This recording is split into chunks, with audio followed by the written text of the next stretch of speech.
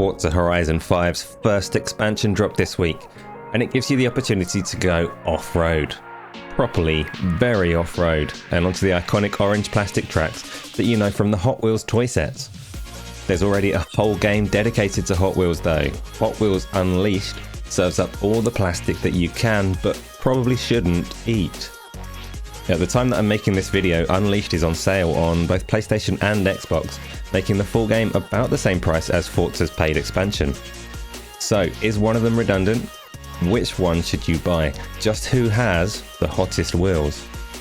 Whatever, it sounds like a great excuse to crack out a video in 4K with HDR, so here you go. The two games actually offer very different experiences. Unleashed has kart racer mechanics, where the button may be called a brake, but you don't use it to slow down. It's more of a drift button. The drift button is a central mechanic that the Unleashed racing is built around, demanding that you throw your car into the apex of every bend and hold your drift as long as you can around its wide open corners to build up your boost meter, which is absolutely key to getting around the track at speed and, winning races. Contrast that against Forza Horizon, where driving feels like Forza Horizon. You definitely wouldn't call that game a sim, but contrasting against Hot Wheels Unleashed, Horizon's cars are weighty, and throwing them around the bright orange bends and loops is a very different prospect. I say that the cars feel weighty, but I must also say that the general concept of gravity doesn't particularly apply unless you really slow down. By default, the HUD has a really irritating indicator of your car's position relative to the world that I think you're supposed to use to really take into consideration and think about how your car is balanced. But I definitely found it more pleasing to disable the HUD entirely and place my fate into the sometimes trustworthy and sometimes filthy lying scuzzbucket route guidance that the game calls Anna. You know, those markings on the track that go red when you're supposed to slow down, and sometimes they mean it and sometimes it's complete nonsense that costs you a race for no reason at all. I may sound stressed out by that, but of course, when Anna does let you down, or when you just let yourself down, doesn't really matter. You can always just press Y to run away from the consequences of your terrible driving. I mentioned that Forza Horizon's driving feels more weighty, so you can deduce from that of course that means Hot Wheels Unleashed feels lighter. That applies to the kart-like handling model, but it's probably most evident in collisions with barriers, with other cars, with obstacles on the track. Colliding in Hot Wheels Unleashed makes it feel more like you're smashing toys into toys, which is obviously exactly what they're going for, because Hot Wheels are toys.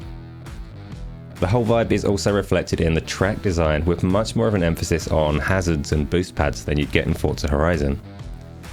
The toy-like feel is also well represented in the look of the game as well. Unleashed doesn't challenge the hugely impressive technical feats achieved by playground games with Forza, but it's definitely competent. The cars are distinctly plasticky, and I particularly like the translucent shell that some of them feature. In Forza Horizon, the Hot Wheels vehicles are presented more as a kind of, what if these were real cars, like scaled up affair. They have metallic components and paint jobs, and really they don't look too out of place alongside the real world cars that you can also choose to throw around the plastic tracks if you prefer. The distinction between the environments is even more clear. Forza Horizon takes place on a new chunk of land that encompasses three distinct, I'm going to use the word biomes, it might not be the best word to use, but three distinct biomes. So you've got an arid rocky area, a lush tropical area, and a snowy mountainous area. Two of those are already well represented in the game's portrayal of Mexico. Snowy mountains, I think, are new here. The map is not connected to Mexico, but it is completely open in its own right, and all of those regions are linked, looped and entwined by the Hot Wheels track pieces. Playground have also proven themselves time and time again to be very adept at delivering big set-piece driving moments. This expansion is no exception. It really delivers some stunning moments as you descend and loop through waterfalls and over lava. Hot Wheels Unleashed takes a very different tact. There's no open world here. Instead, you get distinct rooms and districts that load race by race and house varied track layouts, so you might go to the same location twice but get a very different track there. The cars remain at the scale of toys, so the environments are things like bedrooms and science labs. The views definitely lack the kind of majesty of Playground's open layout. You don't get these sprawling views across the mountains, They're also not packed with the sort of detail that you might expect from a Micro Machines take, but the locations are all really well realised. They feature some pretty striking compositions and lighting choices that work really well with all the plastics on show, so Unleashed is not ugly by any means. It also features a greater emphasis on track hazards, from static barriers on the track to more dynamic threats like a toy spider that shoots sticky webbing in your path. So, these are two very different games, and I honestly had fun with both of them. I actually went into this little exploratory gaming mission thing expecting to find that one game would simply outclass the other, whether by a lot or by a little. I'm happy to say that's not really the case. I do personally think that Forza takes a lead on quality, but Hot Wheels Unleashed has its own really strong identity, and Forza doesn't really encroach on that at all. So there's room for both to find audiences, and surely there's audiences that will play and appreciate both games at the same time.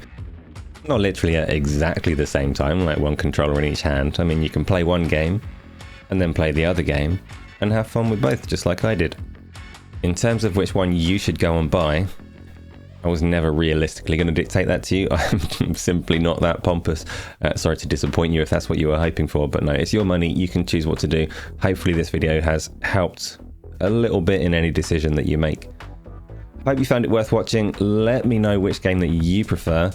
And if you want me to make more videos, then hit the like button and yell at me. I respond best to compliments, so yell those. Thanks for watching.